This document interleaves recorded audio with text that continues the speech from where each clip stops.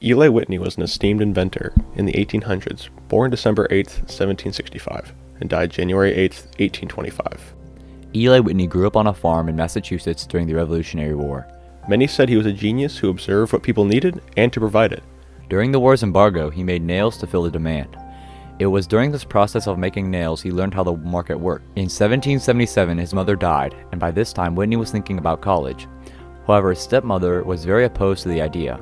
So Whitney, bending into his stepmother's wishes, instead went back to go work as a farm laborer and a school teacher. Little bit of a weird combo, isn't it? And whilst he was doing this, he was also studying at Leicester Academy, now known as Becker College. In 1789, Whitney was accepted into Yale College, where he learned new concepts and experiments in science and applied arts, as technology was called then. He graduated 3 years later with a Phi Beta Kappa in 1792. The Phi Beta Kappa was an academic award earned only by the prestigious scholars who were enrolled in the Honor Society. Out of college, Whitney wanted to study law, but finding that his pockets were quite empty, he instead opted to be a private tutor in South Carolina. But on his journey south to South Carolina, he got distracted and instead decided to go to Georgia. How do you get distracted enough to go to a different state? Well, in the esteemed years of the 18th century, Georgia was the magnet for New Englanders seeking to make the big bucks. Well, what convinced him to stay there? Whilst on a ship ride to South Carolina, he met the widow, Catherine Greene, and the former Revolutionary War commander, Nathan Greene. Mrs. Greene was able to convince Whitney to join her on their plantation in Georgia. Now, how exactly did Eli Whitney impact the Industrial Revolution? After Whitney traveled to Catherine's plantation, he met the manager of said plantation, a man named Phineas Miller. With the help of Miller, they were able to construct the famed cotton gin. The cotton gin was an invention that allowed cotton seeds to be extracted from the cotton, a process that had been previously hard to do. Its first model was a wooden drum stuck with hooks that pulled cotton fibers through a mesh. The cotton seeds wouldn't fit through the mesh and fell outside. Whitney told a story about how he was trying to improve the method of seeding the cotton when he was inspired by watching a cat try to pull a chicken through the fence, and the cat only being able to pull through some feathers. A single cotton gin would generate up to 55 pounds of cleaned cotton daily. This contributed to the economic development of the southern United States, a prime cotton growing area. Some historians believe that his invention allowed for the African slavery system in the South to become more sustainable at a critical point in its development. Whitney applied for the patent for his cotton gin on October 28, 1793, and received the patent later on March 14, 1792, but it was not validated until 1807.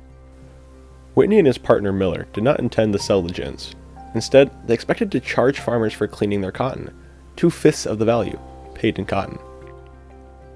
Whitney and Miller could not build enough gins to meet demands, so gins from other makers found ready sale. Ultimately, patent infringement laws consumed the profits, and their cotton gin company went out of business in 1797. One often overlooked point is that there were drawbacks to Whitney's first design. There is significant evidence that the design flaws were solved by his sponsor, Mrs. Greene, but Whitney gave her no public credit or recognition. The cotton gin transformed southern agriculture and the national economy. Southern cotton found ready markets in Europe and in burgeoning textile mills of New England. Cotton exports from the U.S. boomed after the cotton gin's appearance, from less than 500,000 pounds in 1793 to 93 million pounds by 1810. By 1850, America was growing 3/4 of the world's supply of cotton. By the mid-19th century, the South provided 3/5 of America's cotton. Cotton was a staple that could be stored for long periods and shipped long distances, unlike other most agricultural products. It became the U.S.'s chief export, representing over half the value of U.S. exports from 1820 to 1860.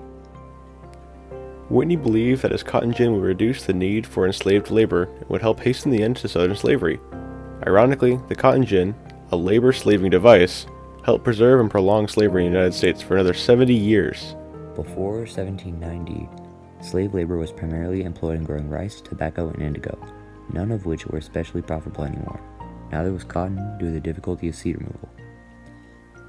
But with the invention of the cotton gin, growing cotton with slave labor became highly profitable, the chief source of wealth in the American South, and the basis for frontier settlement from Georgia to Texas.